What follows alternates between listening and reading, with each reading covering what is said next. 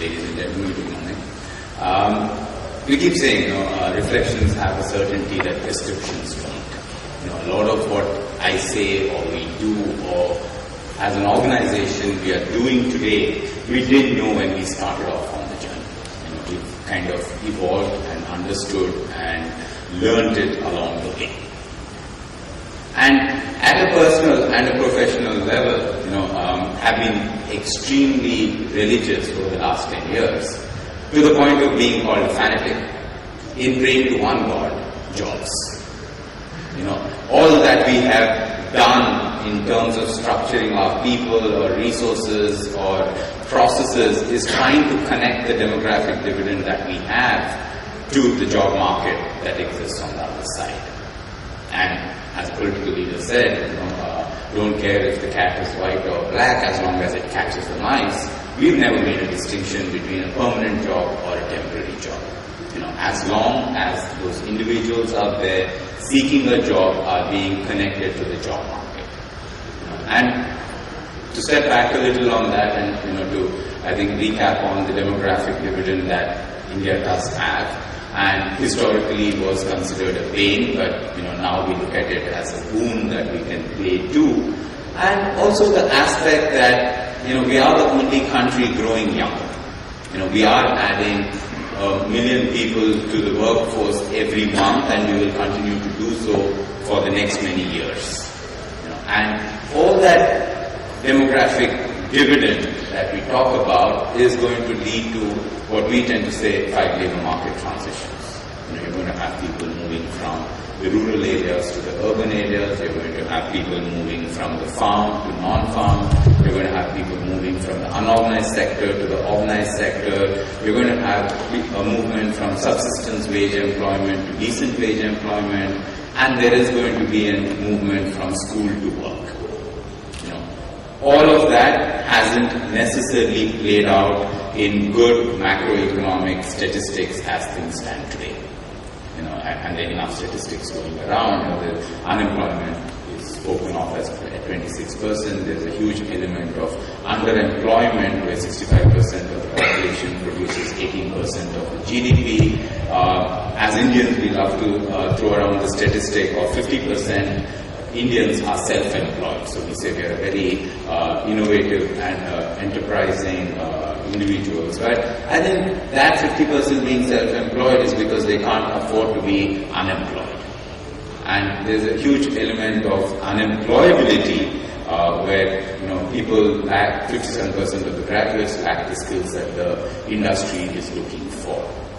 The statistic earlier talked about, there's a huge dropout ratio. 1 out of 45 preschoolers tend to graduate.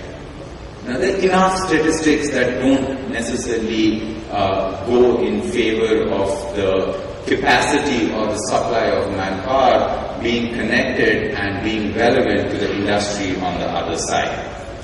From our perspective over the last 10 years, we've hired a person every 5 minutes of our existence over the last 10 years. But having said that, we've hired less than 5% of the people who came to us asking for a job. We've had to move away from a signage that we used to have outside our office, which said trespassers will be recruited, to now actually doing a backward integration to training people or the candidates who come to us in order to make them suitable for the industry. The candidates, there is a huge element of educational qualification available out there. People, the candidates who come, have the required educational qualifications, but they lack the skills that the industry is asking for. The education is very bookish in knowledge, and the industry requires vocational skills or soft skills that play onto the strengths of the individuals over a period of time. And there is a disconnect that effectively needs to be bridged at that area.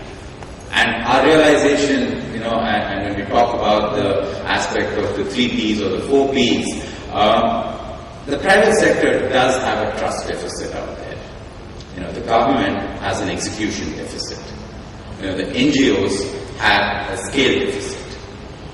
So the aspect of partnering to trying to find a solution, and that solution is going to necessarily be an element of a lot of hypothesis testing, because there is no right proven model out there that will necessarily be applicable to us to convert that capacity to capacity building, which tags to the industry requirement.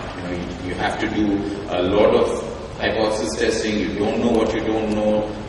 Try multiple activities. Some of them will succeed. You scale on them. Those that don't succeed, you pull back from them. The need to effectively ensure that education or training plays to the aspect of a corridor effect.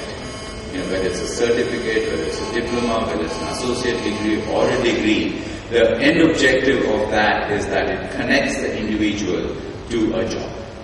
The aspect of having a binary outcome. We keep saying that vocational education has a binary outcome as against regular education.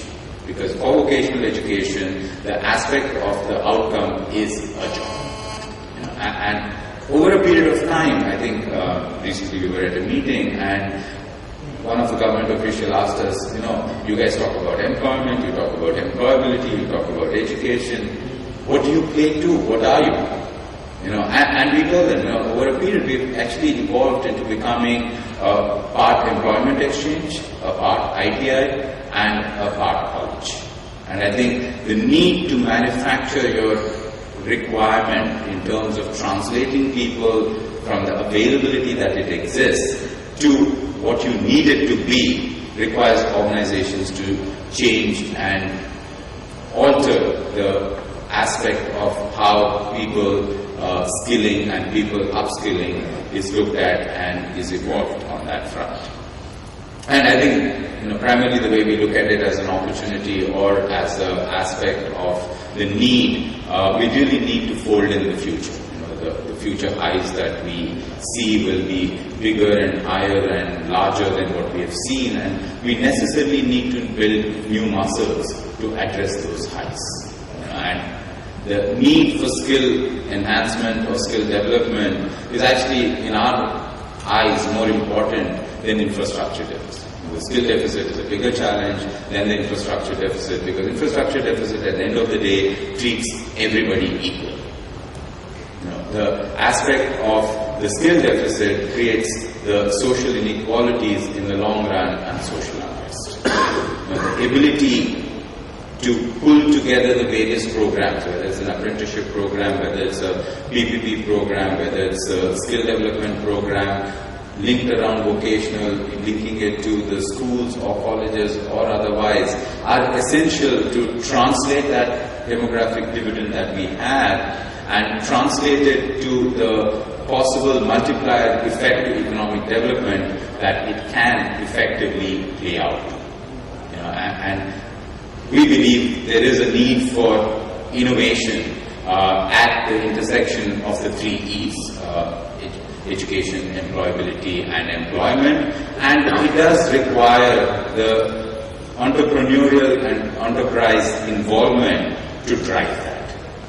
Just in conclusion, I grew up with my grandmother who always told me stories, and I think they get the message across well. Akbar had a courtier people, and once he was miffed off with him for whatever reason, and he said, chop his head off. People was, Japana, spare me my life, and Japana loved his horse, and he said, in 6 months' time, I'll get your horse to fly. So Japana said, well, if my dear horse is going to fly, that'll be great, so give him his extra 6 months. So the poor family went over to people, and they said, are you mad? How are you going to get a horse to fly? So then he said, look, I was going to die today. As of now, I have 6 months. And in that 6 months' time, the Japana might die, the horse might die, I might die, or the horse might fly. So I think entrepreneurship and engagement is about surviving long enough to be successful. And I think the aspect of capacity and capacity building, as we look at it as a challenge and an opportunity in the country, requires that element of a long-term approach and a survival to see things through. Thank you very much.